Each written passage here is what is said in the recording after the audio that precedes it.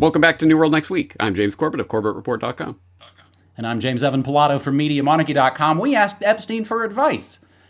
We've got that story, plus non-binary transformers, but first on this epic, gnarly episode, outrage over World Health Organization guidance on sexuality for infants. The World Health Organization is under pressure to withdraw guidance for schools recommending that toddlers ask questions about sexuality, explore gender identities, and learn about enjoyment of early childhood masturbation. The guidance says that sexual education starts from birth and is described as a framework for policymakers, educational and health authorities, and specialists. Its advice on how to talk about sexual matters with young children was aimed at policymakers across Europe and was translated into several European languages and promoted at national and international events. This according to the baby sniffers themselves. And you can see some of the documentation in the links, of course, always included in your show notes. The document also cited in a report consulted by Welsh ministers who last year rolled out a mandatory sexual education syllabus to schools in Wales and has led to a backlash from the government, members of parliament, and activists. The advice proposes that 4 to 6-year-olds should be taught to talk about sexual matters and consolidate their gender identity. It recommends that children under the age of 4 should be told they have the right to ask questions about sexuality and the right to explore gender identities. The WHO guidance also says that children aged 4 and under should be taught about enjoyment and pleasure when touching one's own body, early childhood masturbation. These topics are described as the, quote, minimal standards that need to be covered by sexuality education. That's their minimum, but they would definitely really like more. A government spokesperson said the UK government does not recognize this WHO guidance and we don't agree with its recommendations. We have not distributed it or promoted it to schools. We offer our own guidance to help schools to teach children about, and young people, about relationships and health. However, the WHO guidance was first published in 2010. Cited in a 2017 report commissioned by Welsh ministers entitled Informing the Future of the Sex and Relationships Curriculum in Wales. James, do the words Jocelyn Elders mean anything to you? Do you remember those? I remember vaguely, but not in detail, no. It's fairly American event. So we go to Wikipedia. Jocelyn Elders comments on abortion and masturbation. In January 94, in the context of abortion, U.S. Surgeon General Jocelyn Elders said, "We really need to get over this love affair with the fetus and start worrying about the children." Later that year, in December, she was invited to speak at a United Nations conference on AIDS. She was asked whether it would be appropriate to promote masturbation as a means of preventing young people from engaging in risky forms of sexual activity because of all that AIDS that Fauci had just made a few years earlier. And she replied, "As per your specific question in regard to masturbation, I think that it's something that's a part of human sexuality and it's part of something that perhaps should be taught. But we've not even taught our children the very basics, and I feel that we have tried ignorance for a very long time, and it's time we try education." Elders' comments on masturbation, to put it lightly, caused great controversy, and days later, with the quickness, Elders was forced to resign by her Arkansas buddy that gave her the job in the first place, President Clinton. James, this President Kevin Spacey timeline sucks. Yeah, indeed it does, doesn't it? How life mirrors art sometimes. So this is one of those stories that isolated and taken out of its context, and just looking at this document and the particular quotes, you could say, oh, this is cherry-picked and you're misinterpreting and you're blowing it out of proportion. But it, of course, is not just this one document in this one place with this one thing. So let's expand the scope of this discussion a little bit, and we'll do so by way of an article, a pretty comprehensive article that was sent to me by way of Corbett Report member CQ, who pointed me to stopworldcontrol.com. They have this extensive post up about various documents that promote this agenda, including a UN document called International Technical Guidance on Sexuality, Education, and Evidence-Informed Approach that came out a few years ago under the auspices of the Global Education 2030 Agenda, an agenda that I'm sure you had no idea existed until 2 seconds ago, but if that sends shivers down your spine, then at least your spidey sense is working properly. So I think that needs to be interrogated just on its face. But in terms of the document itself, as Stop World Control points out, there's a lot of different pull quotes that are quite disgusting. this guidance aims to equip children to develop sexual relationships, etc., etc. Or we could turn to Ryan Christian, Last American Vagabond, who had a post up recently on UN normalizes pedophilia, pointing to the International Council of Jurists, the ICJ, at any rate, with their 8th March Principles for a Human Rights-Based Approach to Criminal Law Prescribing Conduct Associated with Sex, Reproduction, Drug Use, HIV, Homelessness, and Poverty, which is quite a mouthful, but he points out some of the quotes from there that similarly are trying to insert language about normalization of sexual relationships with young adults and children and other such things. But you see, this is the type of thing. Again, if you take these various quotes and these documents out of context, and then of course, you're leaving room for the, well, actually, fact checkers to come along and fact check it away. So, for example, it aims to equip children to develop sexual relationships from that UN Agenda 2030 education document earlier. Well, that's not the quote exactly. It aims to equip children and young people with knowledge, skills, attitudes, and values that will empower them to realize their health, well-being, and dignity, develop respectful social and sexual relationships, ... So it's not saying, no, it's saying that you're going to develop children to have values and understanding so that they can then become the type of adults who have good, meaningful, consensual sexual relationships. It's not talking about equipping children to develop sexual. You're reading too much into this, etc., etc. You can do that 8 ways from Sunday. The fact checkers over at AP News had UN report talking about the ICJ report that Ryan Christian was talking about, did not call for decriminalizing sex between adults and minors.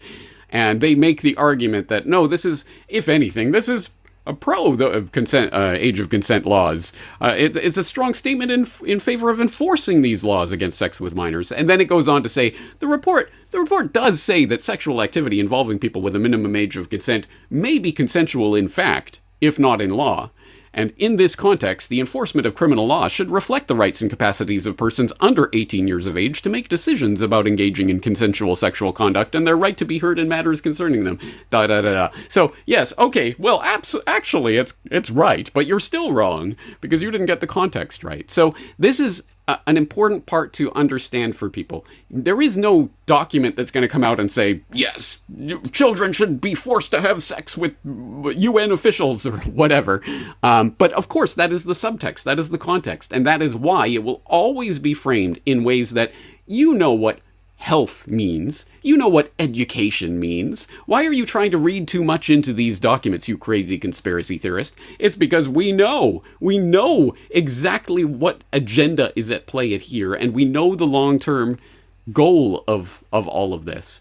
And what really gets to me about this is the way that the actual content of what is being stated here is couched in layer after layer after layer of euphemism and framed in a way that, don't worry, guys, you're crazy if you're making too much of this. So we have to recontextualize this and lay it out so that we can see it's not just one document from one agency with one pull quote. It's a number of them, and they're all trending in the same direction. I wonder if there's some sort of agenda going on here, like an Education 2030 agenda, which of course raises the even deeper question of the concept of a centralized curriculum for children. All children must learn these things. Well, what things? Who's deciding that? What is education, and who gets to put these ideas in the minds of young children? Incredibly important things that at least people are starting to think about. Of course, they'll be called conspiracy theorists for thinking about it, but at any rate, the conversation is being raised, right, James? Simple math can't be performed by children behind the cash register at stores. Tires can't be changed on cars, but they can make sure you know all about the strangest sort of things, again, that generally I would have always thought were for adults. James, I'm a real weirdo. I like horror movies and stuff like that, but I've never thought that they're for everyone. Now people at 8 o'clock at night are like, okay, kids, let's watch Dexter. It's, as I noted earlier, bonkers. And that's how we get going on this New World Next Week episode 519. There does appear to be some sort of through line agenda. Non-binary character in new Transformers cartoon goes viral as people call for another brand boycott. Psyops in disguise. Out of the indoctrination ovens from studios in Hollywood, as Zero Hedge writes, is a children's computer-animated television show called Transformers Earthspark that first aired on Paramount Plus last November and has embraced, of course, the woke movement. They call it woke. I like to often joke because they don't know how to spell conscious. Paramount Plus might be digging its grave after the show for young kids appears to have recently promoted gender ideology, which was the style at the time. I know I'm safe when I'm with my friends or other non-binary people, a character named Sam said to Transformer Nightshade. Some of perhaps the most hilarious words ever spoken on New World Next Week. A character named Sam said to Transformer Nightshade. Sam also said her pronouns are she, they. The 1-minute clip tweeted by libs of TikTok has been viewed 8 million times in about a day. I'd love to see, how that compares to CNN ratings and stuff. The cringe woke cartoon, of course, isn't the first. Disney's been cranking out cartoons for a while, enraging parents who continue to support and buy this crap. The proliferation of woke cartoons should be a wake-up call for parents, and the need to vet kids' shows as Hollywood and the left wages a culture war on the youngest generation. Where are they getting these ideas? Paramount Plus might be walking the fine line, as some Americans have already been on a roll boycotting products from corporate America, such as woke Bud Light, James, whose non-American parent corporation, AB InBev, just had its stock downgraded due to this whole dumb thing. Anheuser-Busch stock downgraded by HSBC analysts over Bud Light crisis. Meanwhile, Elon says, hold my Bud Light, and replaces himself with a clot shot pushing masker from the World Economic Forum, NBC Universal, aka Comcast, and brought to you by the Ad Council. Linda Yaccarino, Twitter's new CEO, World Economic Forum chair, she's told Elon he needs to limit his tweets. According to Linda Yaccarino's LinkedIn page, as well as her own tweets, she is a vaccine-mandating, mask-wearing globalist who's about as bad as all that sounds. James, all these things, it's like they kind of go away and then get reintroduced. So did eugenics basically get reassignment surgery and come out of a different bathroom as the transhumanist agenda? Which, as we've said before, the transhumanist agenda is really about the post-human agenda. So many agendas, James. Absolutely right. And there is a historical continuity. And I think the Big Oil documentary spelled that out. Early 20th century eugenics, late 20th century, the environmental global warming hype, and then 21st century is technocracy, transhumanism. So yes, I think there is a through line there. But as people note in the Twitterati universe, making funny comments about this, putting the trans in Transformers, right? But there's something deeper to that. That is not just some sort of tangential thing. I think there is something to that, which is why I had What is the Trans Agenda? Questions for Corbett number 82, where I specifically spelled this out. It is about breaking down the barriers of identity so that eventually you can be shepherded into the new, well, you're a digital identity and you can be anything you want in this digital cyberspace.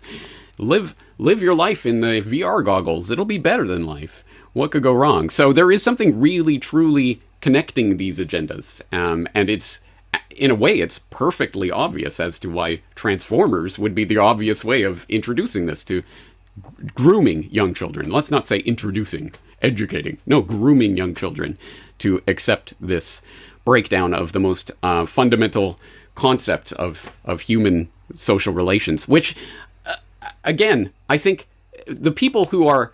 what galls me is that the people who would scream the loudest about, oh, you think this is some sort of slippery slope and blah, blah, blah, are the exact same people who 20 years ago are saying, what, oh, you think the gay marriage equality is going to lead to, what, drag queen story hour? You're crazy, slippery sloper. Well, actually, now that we see what happened, I wonder if there's something to this slippery slope argument. But if we can take something perhaps positive out of this, the idea of framing this rather than just outrage at, look at what these, culture creators are doing. Oh, damn them. Can't they just give me what I want?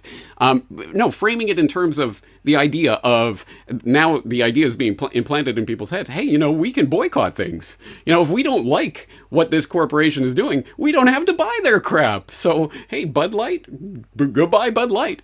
Miller Lite, I don't know if you saw that. There's a new controversy about that and some of their woke advertising that's coming back to the surface. And people are starting to say, well, maybe we don't need Miller Lite either. Maybe we don't need Transformers cartoons. Maybe we could turn to, I don't know, independent media producers, and we can create our own media, and we can do things for ourselves, and we don't have to buy their crap. I think that's an important concept that we can take out of this, and that's why I talked about it back in 2013. You and Cassie and various others were on my Solutions, Boycotts, and Boycotts episode of the Corbett Report podcast, and I had a boycotts edition of Solutions Watch a couple of years ago, so I'll throw those links in the show notes for people who need to remind themselves of this. But I think that is something positive we can take out of this. Well, we still are in the driver's seat. We still get to choose what we are buying and whether we're going to actually support these agendas with our time, our attention, our money, our resources, and our lifeblood, or are we going to start taking and just making our own stuff, because they're not going to give it to you. They're not going to give you what you want. Or like maybe the only independent punk band that didn't capitulate completely these last 7 years, like Fugazi sang many years ago, I'm paraphrasing, don't pay attention to what's selling, pay attention to what you're buying. Thanks to my buddy Girder of Conspiracy Cinema for the Night Owl Inc. t-shirt of the Transformers parody of course, the best Transformers character, the one with the boot box and the cassette tapes. I'm also, look at me, shilling it all. I'm also rocking my GetWokeUp.com hat, and actually both of those folks are Media Monarchy members and supporters, but are also active participants in all of this that we're trying to do, James. So, I guess if the first two stories were Bettergate stories, I guess I'll add on too. As the gnome just keeps running his mouth more, James. I find this really interesting. Epstein moved $270,000 for Noam Chomsky, paid $150,000 to Bard College's Botstein. Jeffrey Epstein paid $150,000 to Leon Botstein and transferred $270,000 between accounts for Noam Chomsky, the two academics have confirmed, giving another glimpse into how the late disgraced financier provided favors for those who associated with him. Botstein and Chomsky met multiple times with Epstein after he was a registered sex offender, the Wall Street Journal recently reported. Chomsky, a political activist and professor, told the Journal that they met occasionally to discuss political and academic topics, to be a fly on the wall in that room. Botstein, the longtime leader of Bard College in New York, said he met with Epstein in an attempt to raise money for the school, who I'm sure is just struggling to find change out of the couch cushions, right? They were among the many academics, politicians, and business people who met with Epstein in the years after he pled guilty in 2008 to soliciting and procuring a minor for prostitution. He was charged, in case you forget, in 2019 with sex trafficking and didn't kill himself in jail while awaiting trial later that year. The guards falsified the records and were let off scot-free. In response to questions from the Journal, Chomsky confirmed that he received a March 2018 transfer of roughly $270,000 from an Epstein-linked account. He said it was restricted to rearrangement of my funds and did not involve one penny from Epstein. Chomsky explained that he asked Epstein for help with a technical matter that he said involved the disbursement of common funds relating to his first marriage. My late wife died 15 years ago, probably of boredom. We paid no attention to financial issues, he said in an email that CC'd his current wife. We asked Epstein for advice. The simplest way seemed to be to transfer funds from one account in my name to another by way of his office. Chomsky said he didn't hire Epstein. It was a simple, quick transfer of funds. So I, of course, have to head on over to another former hero of the punk underground. You've heard me say his name 8,000 times. Jello Biafra's Twitter account to let him know the latest news, as he has been a longtime champion of Chomsky for decades. Honestly, James, that's how any of us in the punk rock 80s and 90s, that's how any of us know anything about Noam's overrated bloviating, was because he was hyped by all the fake left punks. And there's Jello, still tweeting about Swamp Thing, James, because I guess when your longtime heroes turn out to be Epstein pedos like Noam Chomsky, you tend to Trump. Sad Jello tweeting lame and gross Trump memes like it's 2016. Like at this point, they're just sad. This is what they're doing. Can't say anything good about your two-party illusion cult, so you let Orange Man live rent-free in your head for 7 freaking years, man. Again, I know I've said it, but it's something that's been kind of weighing on me these last several years. What a joke Jello and Professor Graffin from Religion Bad, Statism Good, and don't forget Al Jurgensen's Ministry of Greta and all the rest have all revealed themselves to be what they've maybe been all this time. So James, just what is MIT up to, the famed home of Noam Chomsky, so we can have something that isn't pedogate news on this episode? MIT scientists create device that can hack dreams. It's like Inception, but much, much lamer. But is this any of this good? It sounds like just you could whisper something to somebody sleeping and essentially have the same effect. These are also the same people who say, we'll lower the planet's temperature if you do what we say. And I almost forgot to tell you, Elon Musk document subpoenaed in Jeffrey Epstein lawsuit. And of course, he immediately headed on over to Twitter to take it on. This is idiotic on so many levels. That cretin never advised me on anything whatsoever. The notion that I would need or listen to financial advice from a dumb crook is absurd. As we of course know, Elon is perfectly capable of intentionally wrecking his scam businesses on his own. Thank you very much, James. This is something that makes me think of the work of Lauren Coleman, talking about the copycat effect. And I look around now and wonder, man, where did all the terrorism and moneypox go?